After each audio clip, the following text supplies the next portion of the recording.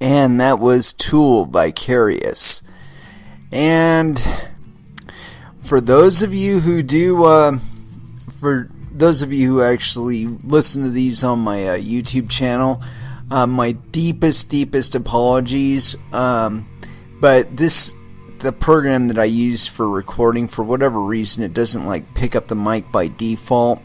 And I actually have to go in there and set it back up. When I unplug the mic, I gotta go back. Anyway, I'm not gonna explain it all. It's a fucking bunch of bullshit. But we missed about an hour and a half. Sorry. Most of it was, well, a good part of it was music, but anyway. Moving on. We'll salvage what we can, give you what we can of tonight's show. And this next article, it's going to be kind of ironic given the next one we have after this. I did take just a little bit of time during the weekend and tried to encapsulate as many tabs as I could to kind of find a general theme, but I don't know. It's kind of difficult sometimes to figure out exactly where I want to go with the show, because a lot of times I let it go completely organically. Either somebody will recommend something to me, or like Twitter will be there, or in desperation Google always comes through. But somehow or another we managed to get through it, and I managed to get some sort of subject matter out of it. But previously we were talking about some policymakers and how they're finally acknowledging cryptocurrencies and the impact on the global economy as a whole, and what the future impact may be for fiat currencies. And it's really surprising to me to see anybody at this late in the stage approach it with such a distant perspective. I won't say naive, because, like I said, nothing I have read from Miss Malmgren so far has led me to believe that she's ignorant of much of anything going on in the economy. She seems like she knows exactly what the heck she's talking about. But I think it was maybe she was tailoring her words a little bit more toward her audience, which potentially was a little less techie oriented, and a little less how should I say it, oriented, less oriented with the material than people that she normally does casual commerce every day with, So in any case, point being that I think that the way that she did communicate it about it seemed kind of surprising to me, only because we're so far down the line. I mean, the idea of governments getting a hold of cryptocurrencies, I think the best way that they can interface would be by presenting voluntary currencies for people to mine. It'd be kind of like a display of national honor or something to be maintaining a node on your nation's network, I would think.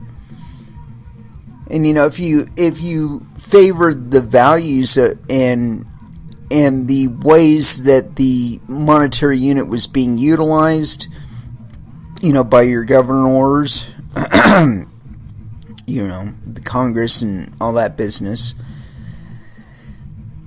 it would be another way for us to express confidence, I guess is what I'm saying. It's like right now we're having to choose between cryptocurrencies and currencies that are issued by people who were not even allowed to know who they are.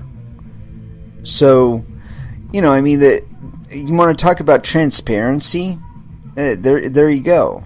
I don't have any part in electing who gets to determine the Federal Reserve's policies for the year. When they do their chair meetings and they say, we're going to bump the interest rate this quarter and see if that could stimulate some savings in the economy. I don't have any influence in the choice of who those people are. But with cryptocurrencies, that whole dynamic is completely different. Maybe I want to regard currencies as pretty much a joke, other than their ability to convey monetary value from me to somebody else on planet Earth. So I would probably transact in Doge. If there were enough merchants out there that would accept Doge, that would be my currency of choice if I wanted to consider currencies in that kind of way. If I favored the monetary policy of Verge, maybe there's enough merchants out there that will accept Verge or will convert it over to Bitcoin or something else for me in lieu of purchasing, in the process of purchasing products, that it would suddenly become viable for me to do that. Now, I'm laying this out for you to now ask you, how is anybody in the federal government going to control that? I mean, there's 1,000,001 ways to convey cryptocurrencies from one person to another. There's even sneaker netting. We can still do sneaker netting. They convey all kinds of information between South Korea and North Korea that way. They import all kinds of Western media into China that way. Why couldn't they be exchanging billions of dollars in cryptocurrency on pieces of paper over those same borders? You want to talk about an economic embargo against people that you can import currencies to like that? Forget about it. Forget about it. Your goose is cooked. The only thing that hasn't happened yet is wide-scale distribution and utilization of these facts. But it's coming. And once it does happen, I strongly doubt there will be many in government that has any illusions about what level of control they have over the monetary systems on this planet. I did like the fact that she did acknowledge that mostly they just kind of like nudge the market with sentiment and calls and whatnot. Like they'll time their phone calls down to their market representatives or some representative for something, and they'll time it according to some sort of market movement or whatever to get particular movement in the market that they would like to see. And it's really a shame that they have that kind of influence. But again, she does mention that they do have this huge ass cash reserve that they could just slam into the fucking market at any time. And that scares the shit out of people. And so it is kind of a market intimidation, coercion kind of thing when you really get down to it. I mean, that's just like somebody waving a stick at you. Hey, I'd really like you to do X, whatever that may be. And, and it's like the person doing that like imagines that you're actually listening to their voice, while the whole time you're just watching that big ass stick over their head, and that's all you're really thinking about is maybe that thing's going to come down on me one of these days. And that's not. In the long run, that stick is going to get shorter and shorter and shorter, and cryptocurrencies are just one of the ways that it's going to be shortened. There's all kinds of movements going on in the market with like Russia and their accumulation of gold, China and their accumulation of gold. Give me a fucking break, man. This shit isn't happening for no reason. They're battening down the hatches. They're preparing for at least a monetary war, if not a kinetic one. Preferably not a kinetic one, but they're preparing for an economic war. They're gathering bullets for an economic war. And in all honesty, I mean, we have enough, like, untapped raw resources here that if we were to start bringing them online and getting serious about facilitating them, I think we would be all right in, like, the silver and gold market. And also, we're fine on oil and coal for the moment. But that is even transitioning, that we're preparing more and more to go to renewables. It's the way to go, man. I mean, that's the way to the fucking future, not this, nuclear power plant that we're just waiting to go fucking Chernobyl or Fukushima on us. And that, from what I understand with nuclear power, that's not a if, that's a when. It's like that's the termination of the project, is when the core fucking hyperheats and sinks down toward the magma layer of the Earth. That project's over. Go ahead and shut this one down. Come on, man. That's not policy, or that's not a real policy. But that's kind of how we've been doing it. Anyway, let's get back to articles here, and I've got one from the Washington Examiner here. Cyber defenders have a message that U.S. policymakers should hear, and this is by Charlie Mitchell. I'm assuming Charlie is a male. I could be wrong, possibly penis, because there are women named Charlie. Some really hot chicks named Charlie. July 25th, 2017, 12:01 a.m. Las Vegas. This week's 20th Black Hat USA Conference at the 25th DEF CON Hackers Conference here offers cybersecurity researchers and technologists a chance to exchange notes on their often obscure trade. But they also provide a rare venue for discussion between corporate and government officials on one side and in the trenches cyber practitioners on the other. Black Hat began Saturday with training sessions for cyber pros, and the main program runs Wednesday and Thursday. It's followed immediately by the DEF CON Hackers Convention, which runs July 27th through 30th. Alex Stamos, Facebook's chief security officer, delivers the Black Hat keynote on Wednesday morning, in which he'll address stepping up our game, refocusing the security community on defense and making security work for everyone.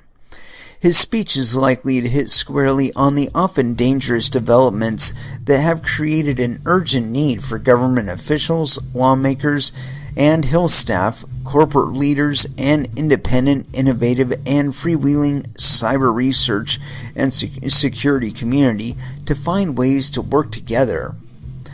Our adversaries are no longer motivated only by money, personal data, or competitive intelligence, but are now driven to use critical technologies of our lives to arrest journalists and activists, to suppress democracy and manipulate public opinion, Stamos wrote in a preview of his speech.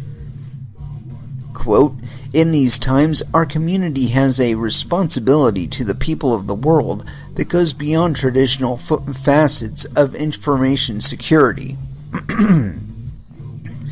Stamos said his talk will explore how we can adapt to better confront the obstacles we face as security practitioners. We can incentivize and celebrate defensive security research in the same way that we applaud the discovery of vulnerabilities. How do we foster intelligent discussion of real-world trade-offs while avoiding sensationalism? We will discuss real situations from the last year where a community could have risen to the occasion. We will analyze what failed and propose how we can further help protect people. His speech will kick off 2 jammed days of briefings at Black Hat, including Department of Justice, Department of Homeland Security, and Federal Trade Commission officials, and some of the top researchers and cybersecurity theorists from the private sector. Sessions will delve into hot-button policy issues such as how researchers should disclose vulnerabilities they discover in the software of major tech companies without tipping off the bad guys or getting themselves sued. The ongoing controversy over encryption technologies that the FBI and others say they can't crack, and how the security market is responding to cyber challenges. Quote, "It's been great to see the agencies taking on more of a presence at Black Hat and DEF CON, particularly the FTC. They made a real effort to talk with the InfoSec community," said one source who has been active in cyber issues from the perches in both the government and private sector. Black Hat has changed over 20 years. Some of the longtime participants say it has become too corporate and too accommodating of both government and business types. Others say there has been change, but that this forum continues to play a critical role in bringing together communities that typically know little of one another, even if spurring up government research or dialogue isn't the main purpose of Black Hat. Quote, "In the earlier days of the executives and policymakers generally didn't know what to make of the crowd," said Ari Schwartz, a senior cyber official in the Obama White House, and before that a leader of the digital rights group Center for Democracy and Technology. Quote, "Until about 7 or 8 years ago, it was very rare that there were panelists of any kind at the Black Hat conference," Schwartz noted in an email. Quote, "There were only talks by one person or research team. There were few rare policy panels with government folks. These panels usually pack the room, and people ask the government folks very hard questions, and they didn't know how to answer.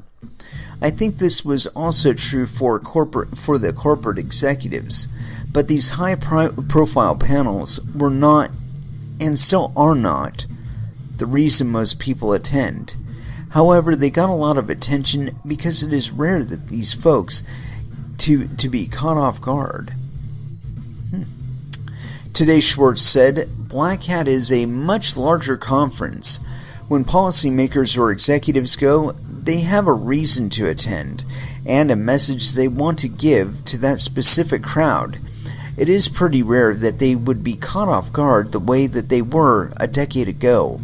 There are also more of these policy sessions, which make them less special." However, he stressed, quote, "I do not see any of these changes as negative. It is good that policymakers see a need to target messages to security analysts at a wide range of institutions from varying perspectives. It clearly demonstrates the importance of this field." Schwartz is now managing director for cybersecurity services at Venable. One longtime participant, Adam Benson, Deputy Executive Director of Digital Citizens Alliance, a nonprofit consumer advocacy group and a former congressional staffer, said policymakers would derive a tremendous value from events like Black Hat. Quote, "I wish more of official Washington, particularly members of Congress and Hill staffers, would go to the conference," Benson said. Quote, "They would come away with a better understanding of InfoSec issues if they had an open dialogue with the attendees at Black Hat. Conversely, lawmakers could build trust with a community that is wary of government agencies. It's important to hear from the InfoSec community about the challenges they face, including technical, legal, and financial issues." Benson added, "The cybersecurity hearings on the Hill would be much more interesting if they included testimony from a few more Black Hat attendees." Schwartz noted that Black Hat has never been primarily a, quote, policy event, but the definition of what constitutes cyber, quote, policy is changing rapidly along with virtually every aspect of cyberspace, and insights from the Black Hat community seem to be slowly making their way into the conversation in the nation's capital, where anything that advances the learning curve is truly welcomed. Very good. Well, I don't know. I have mixed feelings because I think that to some extent the Black Hats should like stay black and like be like unknown and like unknown elements and shit. But you know, they expose themselves at DEF CON to begin with, so that's their within their purview, you know. But I do think that it is good to have these kind of meetups for these people and these disparate groups so that they can eliminate a lot of the ignorance that is conveyed about both groups from third parties and fourth parties and fifth parties and, you know, bro science and bro bullshit and whatever, you know, that these kind of events in that aspect are very important, in that they do help cut through a lot of the fog. And you know, I think if government officials were talking to people that are mining, you know, even on low scale and whatnot, and meeting at conventions for cryptocurrencies, that they would start to understand that cryptocurrencies, when the ones that can be, when considered in contrast to national currencies, function in much the same way, and that if they were to treat cryptocurrencies with the same level of legitimacy and sovereignty that they do national currencies or those produced by private banks, then all of a sudden they realize that cryptocurrencies and the advent thereof are actually a rebalancing of that power. They create competition.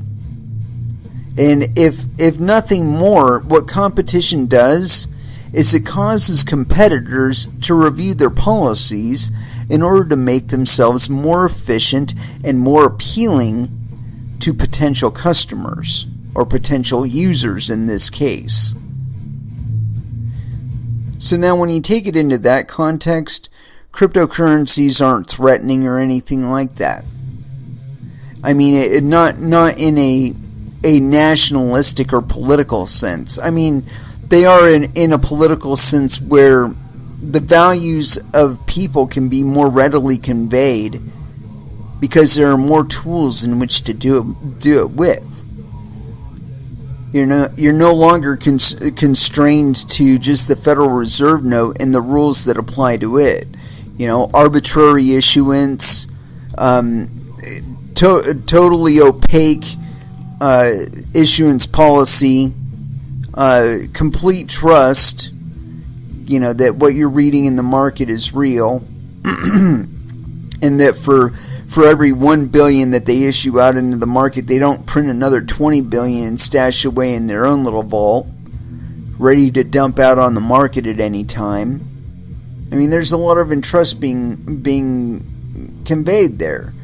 But now that trust is being distributed amongst currencies that are not IOUs, that are arbitrarily issued, that are the product of actual work already completed. That's what proof of work is. Proof of work completed. Not potential work, not projected work, work completed. So it's not an IOU. It's a receipt for somebody else's energy, somebody else's bandwidth, somebody else's effort.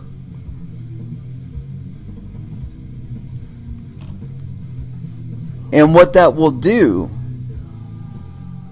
is it will cause national currencies, or quote-unquote private currencies, to change their policy. Either become more transparent in the way they do things, potentially issue their own cryptocurrency notes, that they would allow you to invest hardware into and keep it all open source software and all that business. Those are the new conditions now. It redefines what a, quote, reliable currency really is. I mean, what is a reliable currency when on one side you have one that is arbitrarily issued and then on the other side you have one that is deterministically issued, that you know all of the rules of, that you can verify all of the rules of at any time. I think a little more trust goes in the latter, because I don't have to trust, I can verify. Something that I think they're trying to actually take out of cryptocurrencies, but that's just me, or at least Bitcoin. But in any case, in competition, you have to start considering the attributes of your competition against your own. And like I said, it leaves very, very few options for the Fed. They're going to have to adapt, or they're going to perish. That's pretty much it. Anyway, let's go ahead and kick back down to some music. I want to throw in some Fear Factory. I've been feeling the need for Fear Factory.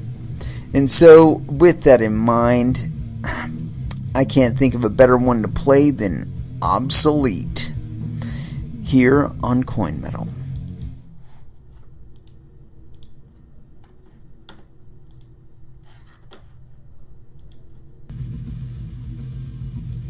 And that was Shedding Skin by Pantera. Yeah, and so getting back into articles. Maybe they should have got this message first. or tried to do something about this one first. This is on Fudzilla.com. Fudzilla. Interesting name for a website. FCC spinning like crazy on DDoS attack. This is by Nick Farrell. It was written on July 24th of 2017. And here we go. Regulator is not providing the paperwork. The US FCC is acting suspiciously over a DDoS attack, which apparently forced it to shut down its net neutrality comment system in May. The watchdog moaned that after a television show pointing out that the FCC allowed comments on net neutrality, the comment system suffered from a DDoS attack and had to be shut down. Gizmodo smelt a rat and used the Freedom of Information Act request for an analysis of the attacks. However, the FCC said its analysis of DDoS attacks, quote, stemmed from real-time observation and feedback by Commission IT staff and did not result in written documentation. Gizmodo had asked for a copy of any records related to the FCC analysis that concluded DDoS attacks had taken place. Because there was no, quote, written documentation, the FCC provided no documents in response to this portion of the Gizmodo FOIA request. The FCC also declined to release 209 pages of other records, citing several exemptions to the FOIA law. For example, publication of records related to, quote, staffing decisions made by commission supervisors, draft talking points, staff summaries of congressional letters, and policy suggestions from staff could, quote, harm the Commission's deliberative processes, the FCC said.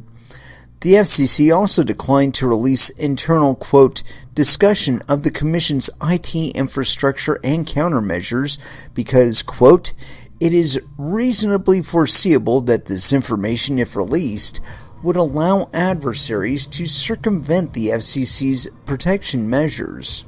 Well, that's a pretty valid concern, I would think. It did release 16 pages of records, but none of them shed any light on the events that led up to the FCC's website crashing on May 8th. Gizmodo noted that the few emails by FCC staff that were actually released were entirely redacted. The FCC refused to release the text of more than 40,000 net neutrality complaints that it has received from internet users since June 2015. Gizmodo wrote a yarn claiming that the FCC didn't have any paperwork approving the attack, which, based on what they received, was a fair enough point. Of course, it did mean that the FCC was incompetent and totally ill-equipped to handle any networking at all, so probably was not qualified to rule on something as tricky as net neutrality. The FCC released a statement claiming that this conclusion is, quote, categorically false.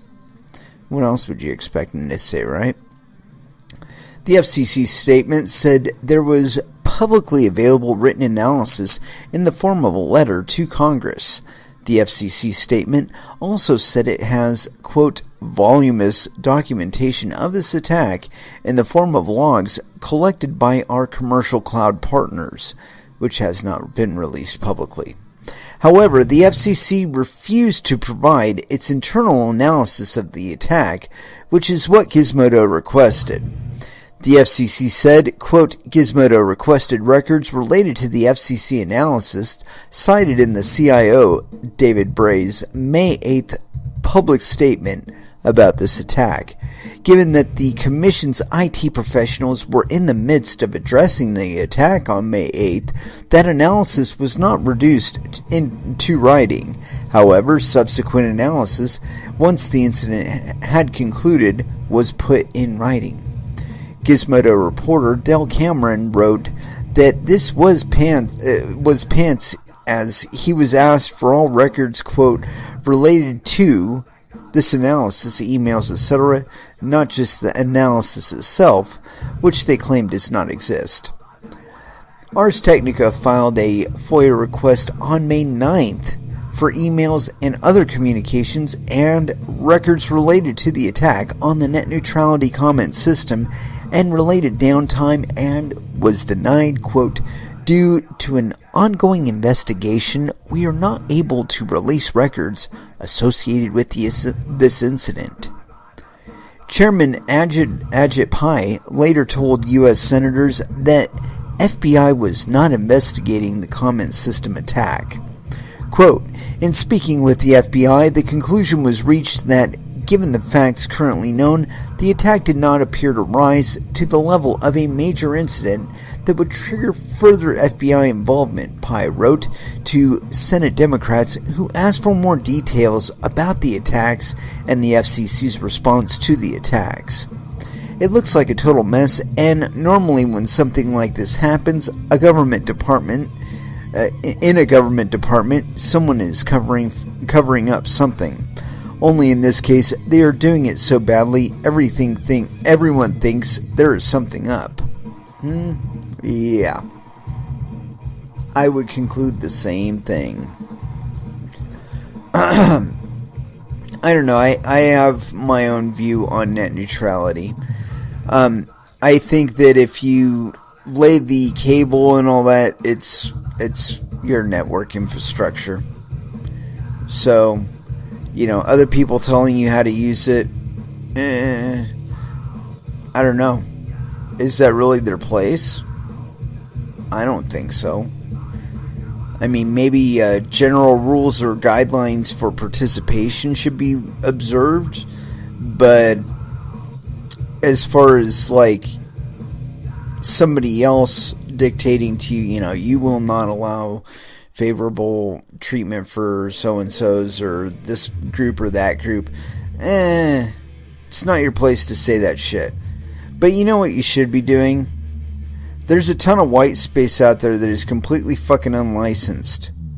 Figure out a way to utilize that shit to create a network protocol that, you know, you can run for so fucking cheap and be powerful enough to convey a lot of at least like text-based stuff or whatever. point being that there's a way around it. And I think that the elimination of net neutrality opens the door for that to happen. I could be wrong, and it could, be total North Korean lockdown of all the networks, but I don't think that's going to actually fly.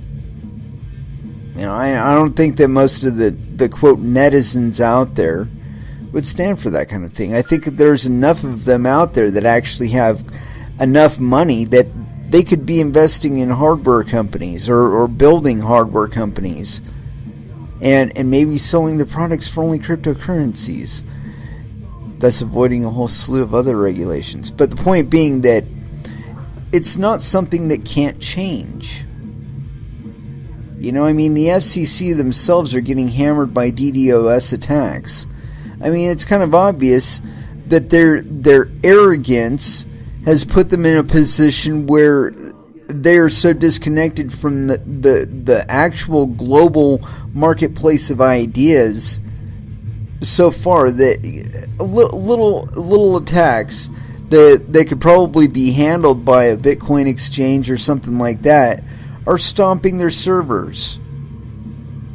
Come on now. And as I've noted on this show, we're on the threshold of three major technologies just running rampant through our markets from top to bottom, and that's AI, robots, and quote-unquote blockchain, IoT, all that other shit. Oh my god. We're on the threshold of that displacing about 30-40% of the economy's workforce. Easily. And that's just within the first 2 years. In 5 years, 60-70% of us will be completely unemployed. Now, what will happen to all that brain power and all that physical capability? You think it's gonna keep getting fat and go the way of Wall-E? Gliding their way over to fucking Walmart and drifting around on hoverboards through the fucking aisles. 8,000 pounds apiece, got fucking food being intravenously pumped into them 24/7. Yeah, that's the fucking future I want to live in. Shaw, give me a break. I want my air car. But where I'm getting to on this is that all of that economic activity or possible economic activity, it's just not going to be included in these markets. It's just going to stay out on the periphery.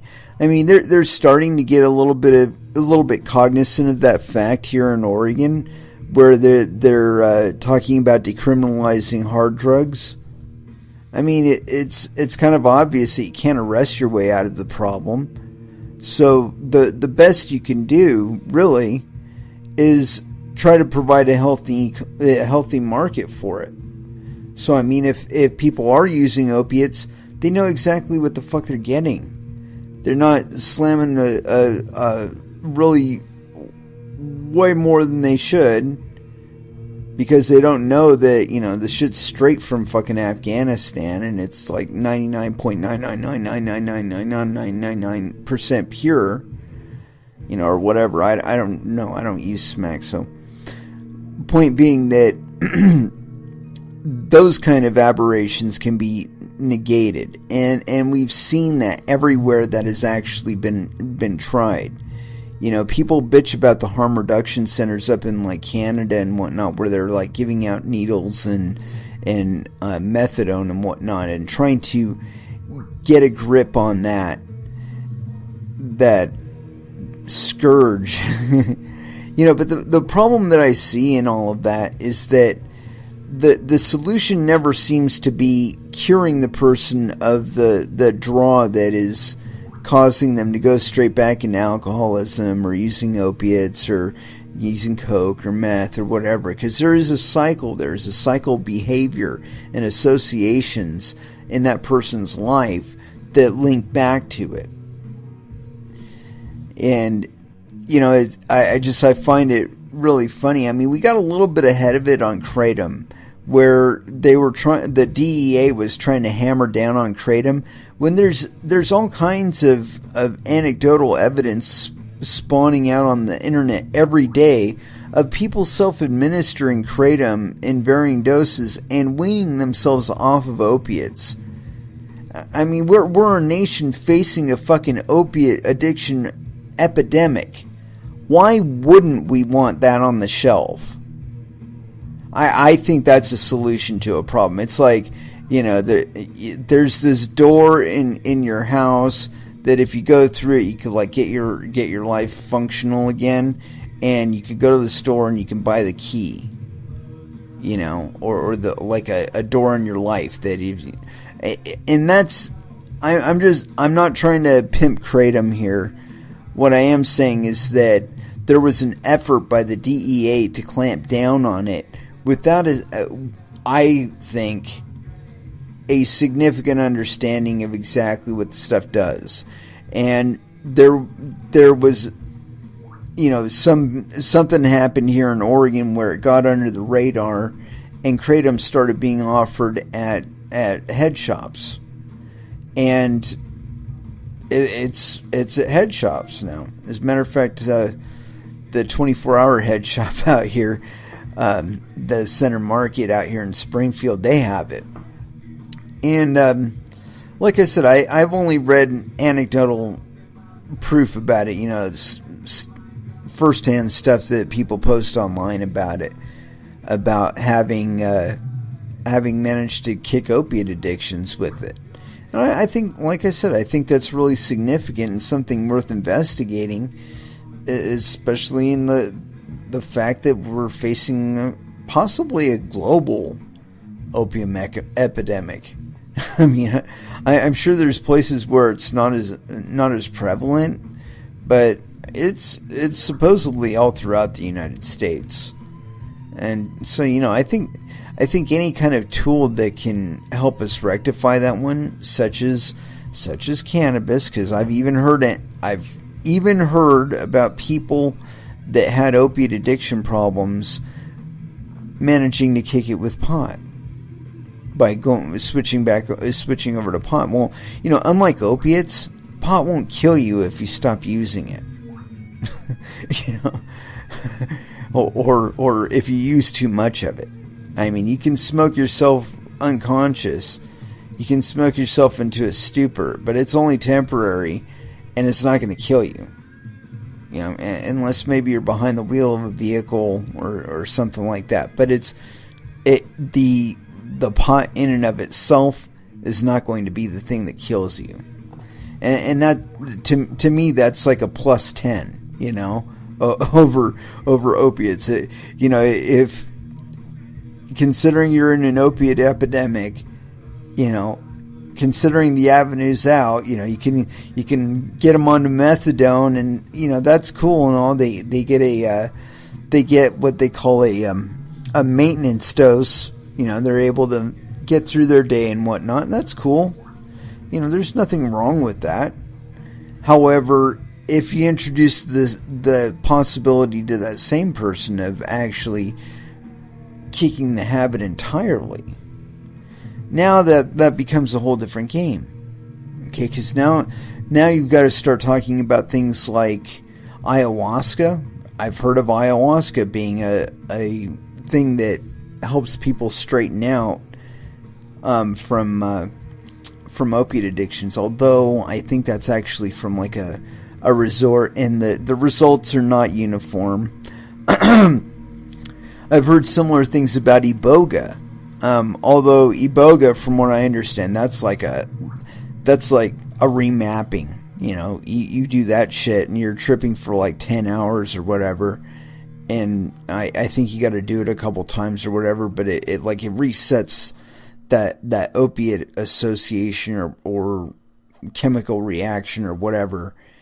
I don't know. I'm not a scientist. I'm not a botanist, but I've read enough stuff about this that I know it exists, and those are my associations with it from what I've read, that people have managed to kick serious opiate addictions through the use of iboga.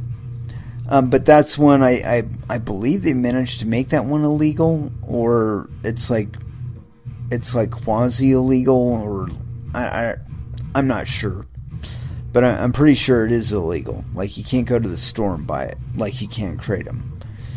And fortunately for us here in Oregon, there are some stores where we can buy pot.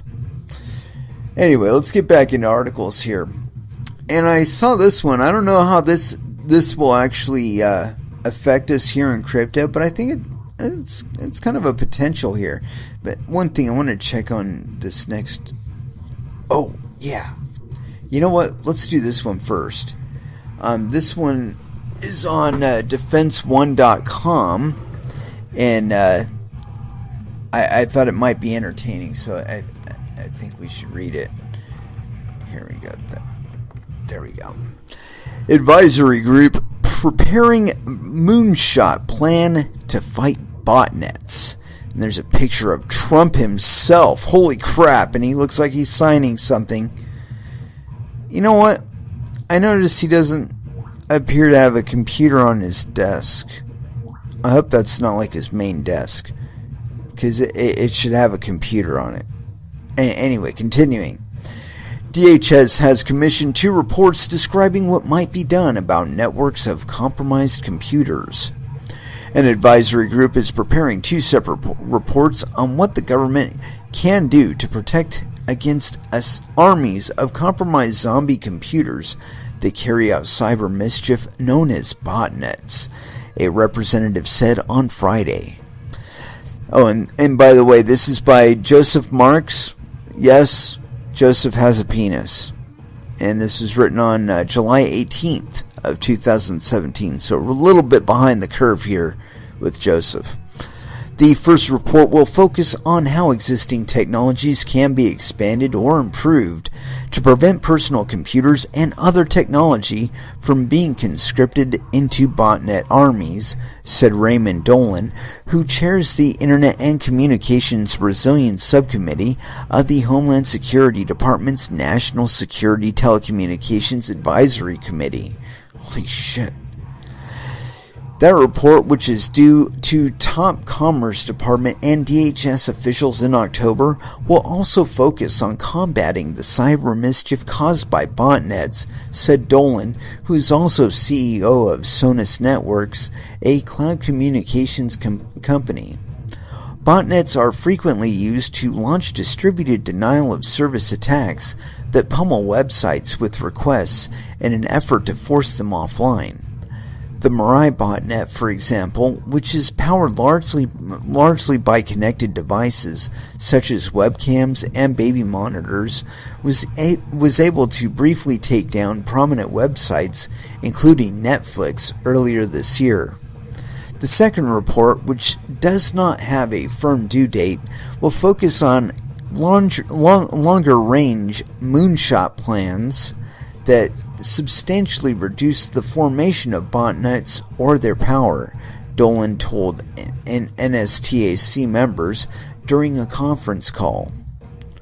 Combating botnets was a major focus of cybersecurity executive order President Donald Trump issued in May. Dolan's subcommittee has invited roughly 20 subject matter experts to brief members on botnet challenges and hopes to have an initial draft of the first report completed by the end of August, he said. NSTAC members also authorized Friday a report to Trump on challenges emerging technologies pose to government security. The report covers quantum computing, artificial intelligence, virtualization, and increasingly complex data storage systems that can result in data being stored in numerous far-flung places at the same time, among other topics. The report makes numerous recommendations, including modernizing government's digital architecture so agencies can better rely on centralized cybersecurity protections from DHS and other agencies, and maintaining government involvement in international digital standard-setting bodies.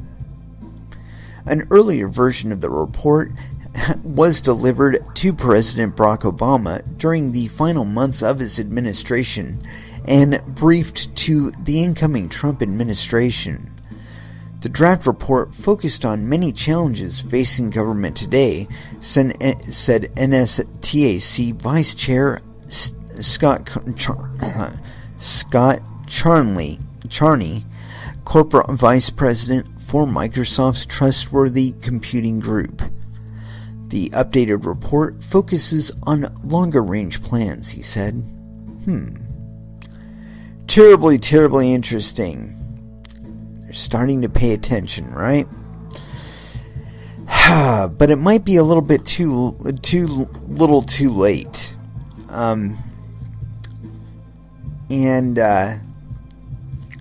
This one, I kind of wanted to stage these two, one before the other, and I think we'll have enough time to do this one last one before we got to close it out. We got about 11 minutes left, so let's see how long this thing is.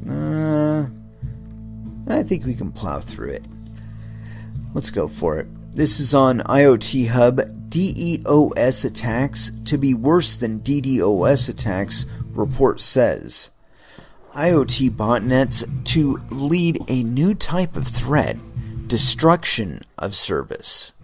This is by Stuart Corner on July 25th of 2017, 10:18 a.m. An ominous forecast from Cisco's just-released mid-year cybersecurity report has identified what it says as a new and emerging security threat, destruction of service, DDoS. The report says attackers could be using IoT botnets to, quote, lay the foundation for a wide-reaching, high-impact attack that could potentially disrupt the internet itself. The ominous forecast comes from Cisco's just-released mid-year cybersecurity report, Internet Disruption Aside. It warns that a DDoS attack on an organization could, quote, be far more damaging than current attack methods, leaving businesses with no way to recover. Cisco says the perpetrator of a DDoS attack will seek to eliminate the, quote, safety net that organizations rely on to restore their systems and data following malware infections, a ransomware campaign, or any other type of incident that severely disrupts their operations. IoT security has long been characterized as an arms race, and Cisco's latest assessment seems to be that the bad guys are gaining ground. Quote, we expect that defenders will struggle to maintain ground as the IoT expands, the report says. Quote, adversaries are devising high-impact, well-planned attacks that are designed to prevent any organization, big or small, from operating. They know that no business has a contingency plan that outlines how to rebuild all their IT or OT from scratch, and they are determined to use that weakness to their advantage. The report offers no further insights into the nature of DDoS attacks, but says, quote, what we can be sure of is that the emerging Internet of Things and its myriad of devices, and its myriad of devices and systems with security weaknesses ripe for exploitation will play a central role in enabling these campaigns of escalating impact. The IoT world, Cisco says, is, quote, rampant with vulnerabilities, known and unknown. Among the many security issues around IoT, the report singles out Windows XP as a particular problem, noting that it is a, quote, primary underlying system for operating technology in healthcare, energy, manufacturing, and other verticals that is no longer actively supported by Microsoft and that is extremely difficult and costly for businesses to update mission-critical devices that run XP. It details two attacks on hospital systems that use Windows XP devices and were detected by TrapX, a company whose technology is designed to deceive would-be attackers with decoys that imitate their IT assets. In one, attackers compromised a Windows XP-based MRI system.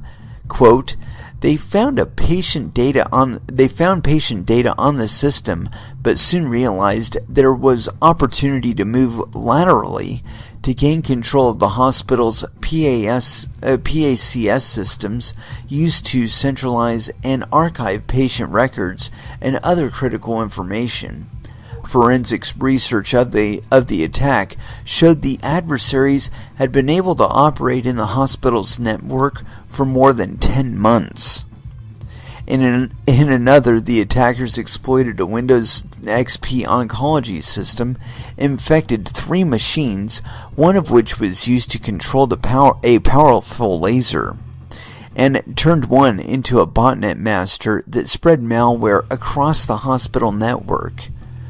On a more positive note, the report says governments have a clear opportunity to help technology developers build a safer IoT world, but they need to start changing their practices and move towards greater transparency.